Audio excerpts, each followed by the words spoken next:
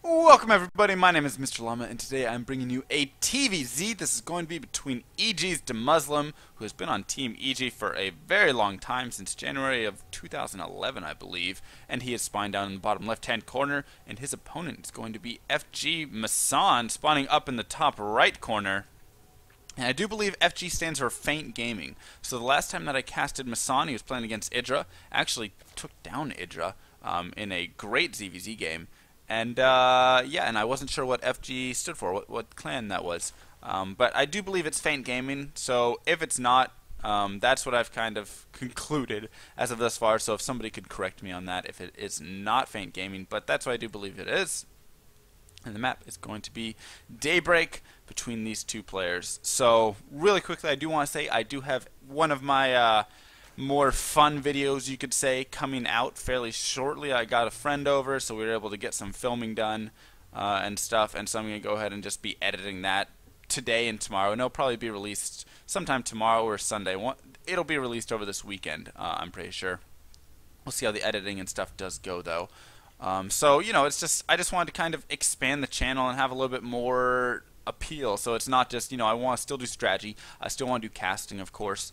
But I want to also appeal to just, you know, the fun stuff, you know, just kind of mess around, because there's a ton of things to do. Just like, I mean, anybody, right? Pretty much every entertainer kind of on YouTube does that sort of stuff, where it's just, they go out and they just kind of have fun builds, or fun videos, excuse me, that they just show and stuff, to just kind of keep it light, because it is a game in the end, right? So we still want to have fun with this game, of course. So it looks like Masson opening up with a hatch first, and DeMuslim opening up with a 1-Rax FE from what it looks like. You know, I would imagine. Yep, and there's the rally point set for that SCV. And surprisingly, though, DeMuslim has not sent a scout out at all. Neither has Masson, though. So Masson just now sending a scout out, and not even going all the way. He's simply going to go sit at this tower right here, just check if there's any sort of incoming aggression. His Overlord, of course, will be able to get in there and see, okay, there's the SCV building the command center, so he's going to be fine. He'll probably fly around and park himself up here or something, or possibly check for a third base. You know, he could leave it somewhere back there. Yep, that's what he's going to check. Oh, he's just going to go around so he can watch this vent right here, which is a great position to have, because you can always tell when your opponent's pushing out. If there's Hellions pushing out, if he's pushing out with his Marine army, I mean, whatever it is, for the first 10 minutes until he gets those medevacs to snipe it off, you can really see just about anything right there. And DeMuslim not grabbing gas behind this, so I would imagine he's going for a third command center here. And wow, yes he is. That is such a greedy third command center. Look at this. He has, what, 1 Marine, 2 Marines out at this point, and he's already taken this fast third CC. That's definitely going to get him a macro advantage. We'll have to see if it's going to pay off, or if Masson will punish him at all for this. So far, it doesn't look like Masson has any plans for that. No gas going down. A lot of times you'll see players start to get a gas near this time, simply because then they can go ahead and grab speed. So at like 27 supply or something, they'll grab an earlier gas, just one, and then when it hits 100, they'll get speed, so then they can do a little bit of aggression with that later on. But instead, he's just going to be sticking to the drones and the queens, getting the 4 queens up at this point, and I'd imagine he's going to take a third base around 42 supply, something like that. In the meantime, bunker going down for DeMuslim here, who, I mean, as I said, has been so greedy. He is going to get the double gas right there, so he will be able to get out that factory. There we go. And then a starport following right after with this double gas production. And, I mean, I love this positioning of this Overlord right here for Masson, as it will allow him such easy access right into the base to really see what's going on. So right now, it can be a little early to try and do that. I mean, had he gone in, he could check and easily see this fast third command center. But I like to personally wait a little bit longer, simply because if you wait that amount of time to get in there, if you just immediately go in, a lot of times you'll just see the, you know, barracks, factory, starport, and that's all you really see. And so it's like, okay, that's such a standard opener now that we know what's going on. But were he to change it up and actually be going, if you wait a little longer, you can see his tech choice. You can start to see, okay, he's getting 3 barracks or 3 factories, and you can be like, oh, he's going mech, or oh, he's going for, you know, bio, whatever it is. And I always feel like that's pretty helpful to kind of scout it in just a little bit later. So here we see finally Masson heading over to take this third base much later than expected. Does he have 6 queens up? He's got 5 queens that I see, just 5 queens. Okay, so 5-queen opener right here. Does have all 4 gases, 2 gases pumping. He's got 2 more on the way. And yeah, so he's really investing heavily into all these drones. Look at that. I mean, that's not even optimal saturation right there. He's got too few drones at his main, so he needs to work on his drone count right there. Might want to grab like 6, 7, 8 of those, send them up here so they can start mining on these patches, as he's only got 9 drones mining these mineral patches up there. And now, looks like DeMuslim going to head over here, scout the third, not going to be able to do too much, as there are queens right there, so they'll easily deny them and push them back. And as well, beautiful wall going up for MrLlamaSC right here. So this is really just going to say, okay, here is the only place that your Hellions can enter, and of course I can go right there with a queen and block it off, and just like that, all of his drones are protected. Such an easy counter to the Hellion opener right there. Logzer players really need to kind of look at possibly doing that. So he's going to start his upgrades right here. Both players getting their fast 1-1, and it looks like DeMuslim's going to be getting his reactors and everything set up as he starts to move into bioproduction. I mean, look at how little DeMuslim really has in terms of units. He's got a Banshee, 6 Hellions, 4 Marines. I mean, both players, and we've got 6 Roaches for MrLlamaSC. So both players just playing really greedy this game, just really grabbing a lot. I mean, it's kind of the more typical style, and it's really, you know, it's interesting to see. And wow, a lot of barracks going down at this point, as well as an armory, so he can start getting ready for his 2-2 upgrades.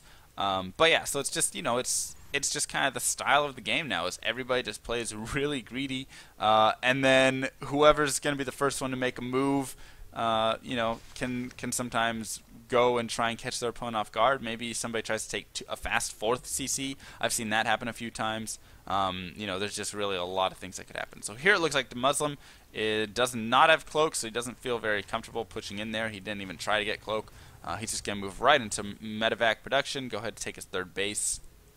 He's really just out here to kind of deny this creep a little bit, keep a watch out for anything that's pushing out. And here we're going to see some Roaches actually push over to this watchtower to try and kill off a few Hellions. He's going to get 1 right there, gets a 2nd one as well, and tries to damage a 3rd. He is going to lose a Roach in the process, though, to that Banshee. So, of course, he's going to have to pull back to his Queens, which have a ton of creep spreading. Look at all the tumors they've laid down. And so now they, of course, can start to push out. And he has this Overseer in case there is cloak. So grabbing a 4th base while his opponent grabs a 3rd base. Neither player really too interested in making an attack at this point. But we do have a Spire building up right here for MrLlamaSC. Also getting his Infestation Pit down. So it doesn't look like he's going to invest too heavily into MrLlamaSC. Rather, he's going to use them to try and do a little bit of damage. And then switch up to Hive Tech here, I'd imagine. And is he even building MrLlamaSC? No, he is not. He's simply sticking to Lings right here. We have a small force for DeMuslim pushing out. I don't know if I like this push out, though, for DeMuslim, as MrLlamaSC is going to have a lot of Lings with his Roaches and Queens that he can actually deal with this army somewhat. And it looks like he's going to get over to here and try and deny some creep tumors. Way too many, though, to actually deny a lot of Lings and Roaches right there. And DeMuslim really needs to be careful not to step too far. 30 more Lings in production. And it looks like DeMuslim knows, alright, you know what, maybe I should be careful on this creep. And so he's just going to gain control of that watchtower and back off, head home for a little bit.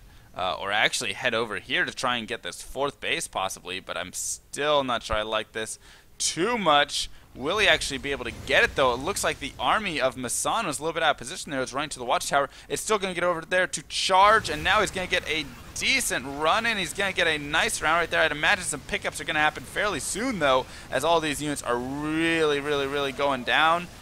And he's worked himself into a corner, able to kill off a decent amount of units to be somewhat cost efficient. Now some MrLlamaSC are out, though, so he's going to have to be careful, though, with dropping these units below as the MrLlamaSC head over to pick off the medevacs right there. And will they be able to get them? It looks like finally they're going to start getting in range, and they will be able to start picking away. And MrLlamaSC needs to be careful, though. He's got all these units stuck in here. He loses a couple free mutas right there. With a little bit of Miss Micro, really not doing too much. And so now he's just going to back off. He's going to go ahead and grab his hive. Still some mutas coming out, so he's going to be up to 13 mutas.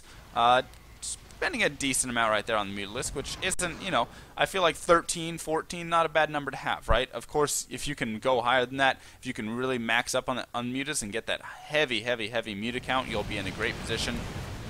And MrLlamaSC carelessly flying these mutas in, though, just weakening his ball to nothing that he needs to drop it to. And look at this. I mean, just great play all around from MrLlamaSC right there with the drop in the creep, just to poop the creep out, make EGDeMuslim wait a little bit longer before he can, of course, take that expansion. And EGDeMuslim, though, on the other hand, great job with the production facilities. As you can see, all of these barracks right here, he's up to 10 barracks. He's got 3 factories. He's got a starport ready. I mean, everything is just, really getting prepared here. And what I'd imagine he's going to want to start preparing for soon is a Greater Spire possibility, which could be coming down fairly soon. There we go. So the Greater Spire is going to be underway now, and Baneling's also being morphed in here for MrLlamaSC. Does he have the upgrade? Upgrade still on the way. Centrifugal hooks. It looks like we're going to see EGDeMuslim start to kind of slow push his way, though, into this middle right here. These mutalisks need to be careful, and this 5th base possibly might go down here as everything kind of pushes forward. The mutas grouped up, though, and it does go down. He doesn't even get the cancel off, though, and now it looks like we're going to see MrLlamaSC actually push forward with all these units. The Baneling's going to get in there, able to pick off some tanks for free right there with those lings. Now he's going to continue pushing forward. I'm not sure I like the continuation of this. Some nice Baneling heads do go off, though, but he really needs to be careful with all these mutas and everything. And yes, he's going to be forced to back out right there, and EGDeMuslim taking the supply lead now in a very good position. He's got this planetary fortress up here at this front, so it's just I mean, I love this position right here for EGDeMuslim, as he really has a very secure 4 bases going on. What I'd like to see is some Ling run-bys over here to this base, get like 20 or so Lings. They can run in, they can surround this bunker really quick, kill those off, and then start going after these SCVs, force his units to pull back, and then that can bide some time to really get up all of the Broodlords that you need. But it looks like there's not going to be too much. As I say that, EGDeMuslim actually is going to go for a little bit of pressure here. And will he be able to get in and get a surround before any tanks siege up? It looks like 1 tank has siege, a second one sieging a 3rd as well. Medevac's heading over here to try and do some damage. And it looks like MrLlamaSC going to be prepared for these, though. He's got his mutas patrolling right here. And will they pick up and attempt anything else? It looks like here we see the units starting to actually push in. And MrLlamaSC's just going to go ahead and let him completely get this positioning at the front. I'm really not sure I like this, as this is not looking good. And will he lose the 3-3? It looks like no, he's going to instead engage in here, get some decent hits off, though I'm not sure it's going to be enough, actually. And so the 3-3 is going to go down. And Broodlords are underway. 3-3 does fall right there. EGDeMuslim is in a great position. Ling's now just sacrificing themselves as they run straight into the death bar right there. And here we see the mutants clumped up against 3 Thors right there, going to be falling very, very, very quickly. MrLlamaSC not in a great position at all. Where's his Broodlords?